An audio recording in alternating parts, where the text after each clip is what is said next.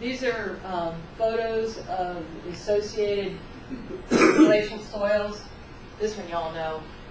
This is probably 60% of the installations in the county are can fill. That yellow-brown material that you see, usually you get a set of models at about 24 inches in that. Carlisle muck, hydric. That's material that's formed in a glacial lake.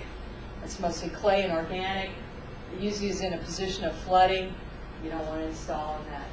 Fish fill, usually you're on the low end of a terrace. You're near water. It's usually going to have shallow seasonal water with models in it. And if you can move upslope and get away from that, we do. Again, we have the glaciated soils in the area with the sands and gravels. You want to see something about fast movement through that? Oh, yeah. We're still dealing with this issue. You know, a lot of us that have been around a while have taken the mindset of let's get rid of the water. We've always been disposal minded. Yeah. Well, the state law, and rightfully so, has really began to deal with treatment and disposal. And in the day when we used to have all that wonderful sand and gravel, we used to drop a leach well down into it, and everybody thought it was great, it was cheap. Well, some of that's been linked to groundwater contamination. So no longer, as you well know, we put leach wells in the ground. There's actually areas in the state where it's actually been shown and proven that the placement of those leach wells have contributed to groundwater contamination. Yeah, when you're doing a dye test, it shows up in the house. Yeah. It's coming out the When you spigot. put dye in a septic and it comes out the spigot, not a good thing. But the other thing that we deal with now. No, but lady from ODN, or Ohio Department of Health has told me that she has experienced that. Somewhere in Ohio. Yes. Yeah. Not around here. Not that I know. Now there's some areas I'd be suspect of. Yeah, I would be too. If you dug too deep. But on this too, a lot of these shy-life soils that we thought were so wonderful, when those particles get above, I think the magic number is around 2 millimeters, and there's a lot of it, then really that water is just rushing down through it to the point where it's not getting much treatment anymore. And if we're trying to treat it before it reaches, and that's where it ultimately goes, the groundwater table, you want to get it treated before it goes there.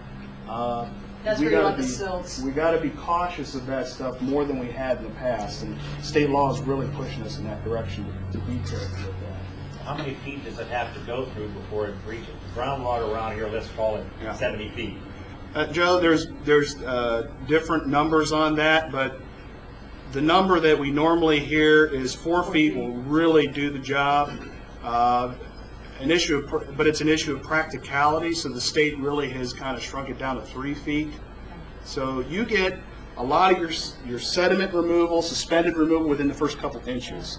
You get your organics removed within probably still less than a foot. It's the viruses and the bacteria that may take 3 and 4 feet. Viruses are remove. very fast. Yeah. They're very Even small. Bacteria will be removed in the first few feet, but viruses can go many feet. So the 4 feet is kind of the magic number, but again, an issue of practicality, they kind of stuck it with about 3 feet is what the law is. The bottom of the trench is 36 inches. We need 10 foot of solid leaching area in your example. No, in that example, if we take the normal system, if we had bedrock or a highly permeable material, that's the 3 feet thing we're talking about. Right. As soon as you hit fractured bedrock or highly permeable material, it just flies down.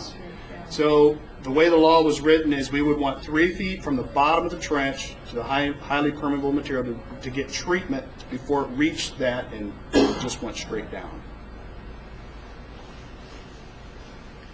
This is our relationship of our soils to the parent materials and the slopes in the area. This was taken from an old soils manual that was made in the 60s, but it's still relevant because the soils haven't changed. You'll have a valley area with alluvium, which just means water-moved sediments. You'll get the shoals, which is a soil that floods frequently. Weinbach, which is normally a backwater soil. water on flooding events, goes up over a ridge and it sits for a while. What it does when it's sitting there is it's cementing that soil together. Carlisle, which is our muck, the organic rich materials that you're seeing forming in the small kettle lakes, and then you'll get Worcester loam. I like that soil. It's a pretty soil. It's bright red orange, and usually I can pick it out pretty good. But it's a well drained, and that's a good position to be in.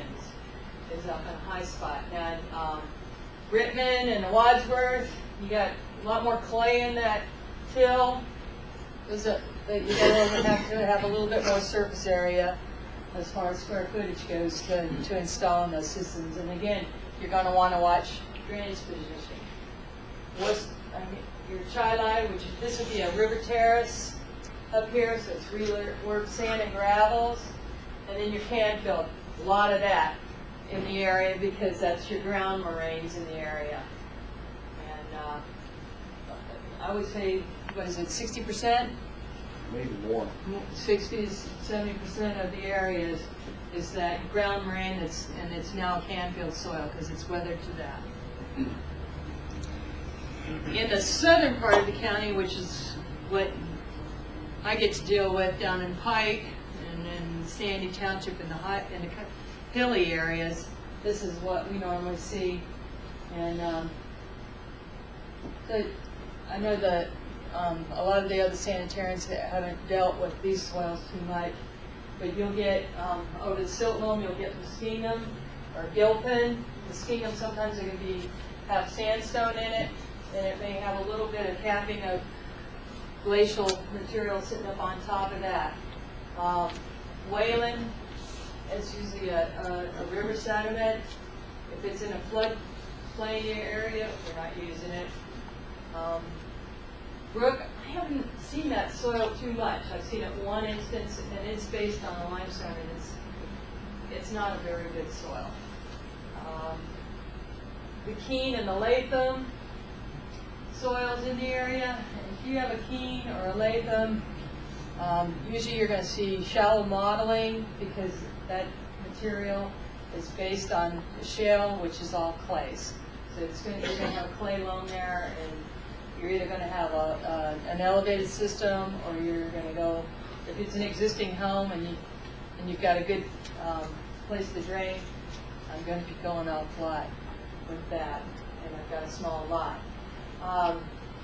The sandstones in the area, they tend to be at the top part of the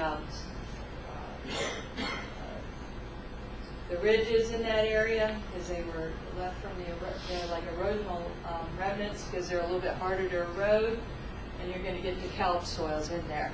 You may have shallow bedrock situations with that, and if I say, oh, I think we've got a decalc here, I want to do a test pit because I want to know where that bedrock is before I'm installing it. These are unglaciated soils. I apologize for the middle one. I don't know why that photo did not turn out. These are models, and they're shallow. They're probably about 12 inches in that Keene.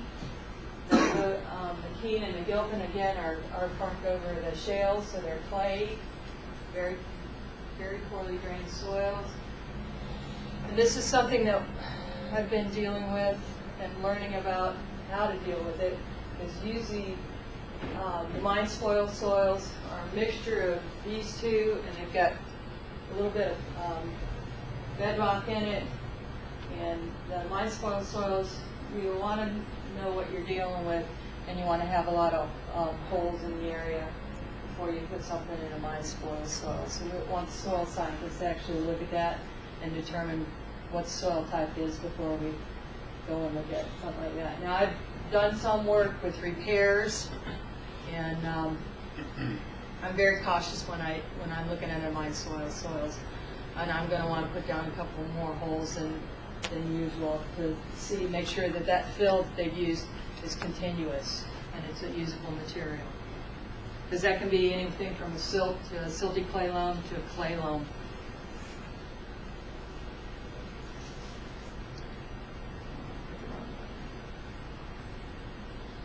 you want to say something about this? You said something. This is pretty much the end. You got this website. Yeah, and then I got the websites after it. Everything that Debbie has pretty much gone through there is related to this table. When we get a soil report that we do or a soil scientist does, it all relates to how we design the system. On the far left are the soil textures that we went through on that texture triangle.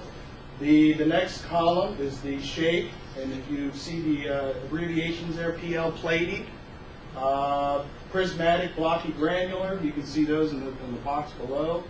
And even up here is massive. If you check this out, remember how Debbie talked about the massive soils don't want to install?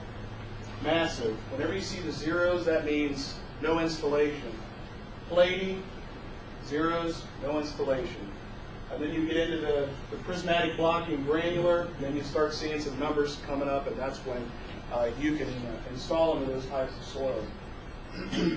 The next column, grade, that is she didn't really talk much about this. Grade is the strength of that structure. So how prominent is it? You're looking at that, and you can very easily see those structure, those heads, those cracks. They may be a strength of or a grade of 2 or 3, but if they're not easily identifiable, maybe a 1 or maybe a massive 0.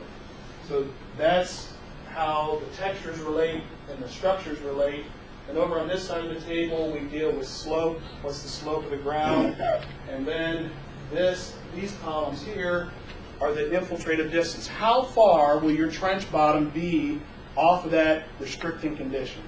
So if it's fragipan, if it's this far, you're probably going to get a more severe write-up than if it's this far, 2 feet. So all that relates to the number that comes out for this chart that we use to size systems. So everything she's went through basically relates to this, what we do every day. Here's, if you want to do your homework before you go out to the site, here's what you do. You go to the auditor's website, and you get their address. You make sure you get their mailing address because you're going to need the zip code. And here's why. We're going to go to a website with USDA, and this is really a very handy tool. I like this website. You want to go to the Start button and hit Start.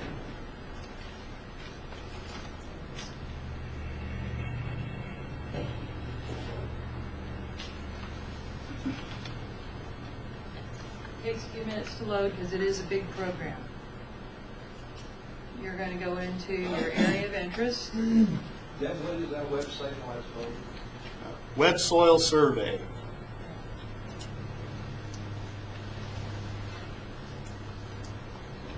And then I have a site that I have been working with a couple installers on down in Pike Township. This guy got off easy. We found out that the end of his leach lines weren't taking on. He had old tile, and he had 100-foot, 50-foot lines, and as soon as we got the sludge cleaned out of those lines, he doesn't have to do an installation.